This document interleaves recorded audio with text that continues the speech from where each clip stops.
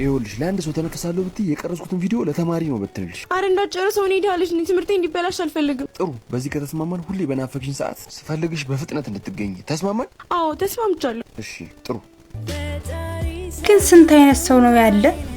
አስገድዶ እንትን ማለቱ ሳያንስ ደግሞ እንደገና እያስፈራራት ሁሉንም ነገር አይቻለም እንዳደብቂኝ። በእናትሽ ማንም ማወቅ የለበትም እንደምታስቢው አይደለም። ምንድነው እኔ እንደማስበው? በቃ በተደጋጋሚ በግዴታ ነው ማረጋው። ታዲያ ለምን ወደ ህግ አልሄድሽም? እስከ መቼ ነው በዚህ ሁኔታ የምትቀጥዩ? ወድጄ ይመስልሻል እንዴ እንደዚህ ዝም ያልኩት? ታዲያ ለምን ገፍተሽ መናገር ፈራሽ? የራቁት ቪዲዮ ይዞብኛል አስበሽዋል? ቢለቀቅ ቤተሰቦቼ የግቢ ተማሪ በዛ ላይ ደግሞ ውጤት ይበላሽብኛል። እንዴት ነው እንደምታስቢው? አንቺ እንደምታስቢው አይፈጠርም። እንደውም ለብዙ ሴት ተማሪዎች ምሳሌ ነው የምትሆኚው። እንደሱም አይሆንም። እኔን ተዋርጄ ቤተሰቦቼም ተዋርደው ነው ምሳሌ መሆኑ። እንደሱም አላረግም። አልተረዳሽኝም። ዘላለምሽን ቁስልና ጸጸት መሸከም የለብሽም።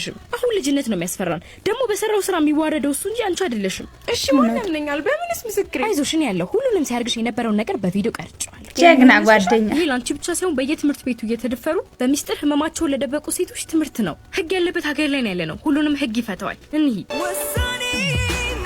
በነገራችን ላይ እንደዚህ የምታረጉ ወንዶች የሆነ የሚጎላችሁ ፓርት አለ። ይሄ አራዳነት አይደለም።